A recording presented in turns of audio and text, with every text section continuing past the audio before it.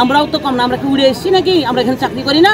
আমাদের অধিকার থেকে আমরা বঞ্চিত হয়ে যাবো এত তাড়াতাড়ি? বাংলাদেশের সকল প্রতিষ্ঠানে যদি এই সুবিধা বলবৎ থাকে, এই প্রশাসন আমাদের বঞ্চিত করবেন কেন? এ সমস্ত নিকৃষ্ট ব্যবহার বাংলাদেশের স্বাধীনতার বিপক্ষে একটা শক্তি।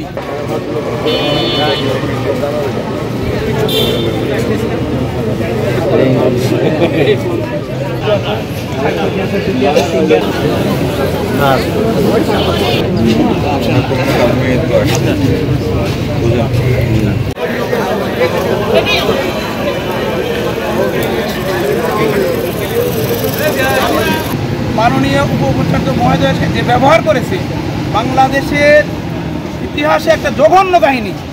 আর আমরা দেখি সব এর ভিতরে যারা আসছে অনেক বহিরাগত ছাত্র, কাদের ইন্ধনে তারা এই কাজটা করছে আমরা জানি না। তবে এর সুষ্ঠু বিচার না হওয়া পর্যন্ত সমস্ত ক্লাস পরীক্ষা অনির্দিষ্টকালের জন্য বন্ধ থাকবে এবং আমরা তাদের দ্রুত বিচার চাই। ছাত্ররা এখানে লেখাপড়া করতে এসছে, তারা লেখাপড়া করবে, তারা গবেষণার কাজ করবে, তারা তো মারামারি করতে আসেনি। বাংলাদেশের সকল প্রতিষ্ঠানে যদি এই সুবিধা বলবৎ থাকে, এই প্রশাসন আমাদের বঞ্চিত করবেন কেন? এই জবাব প্রশাসনকেই দিতে হবে। ছাত্ররা এসছে, ওরা লেখাপড়া করবে, ওরা গবেষণা করবে, তার মানে এই না যে শিক্ষককে মেরে অফিসারকে মেরে ওরা ভালো জায়গায় যাবে যেতে পারে না। আমার জীবনে 35 বছর হলো রাজশাহী ইউনিভার্সিটিতে, আমার জীবনে এরকম ন্যাক্কারজনক ঘটনা আমি দেখি নাই। আমাদের শিক্ষক অফিসার কর্মচারীর এই যে এখানে অবস্থান করতেছে, অবস্থান ধর্মঘট এবং সমস্ত অফিস বন্ধ এবং প্রয়োজনে এটা দীর্ঘমেয়াদ চলতে থাকবে।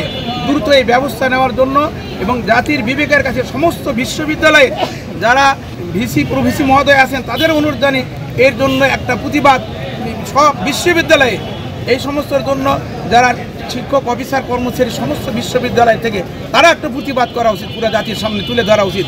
এ সমস্ত নিকৃষ্ট ব্যবহার বাংলাদেশের স্বাধীনতার বিপক্ষে একটা শক্তি।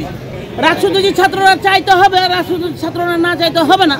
ছাত্ররা যেসব আন্দোলন করছে রাষ্ট্র থেকে চলে আসছে এই মুখী, তাহলে এটা কেমন ব্যাপার দেখায়?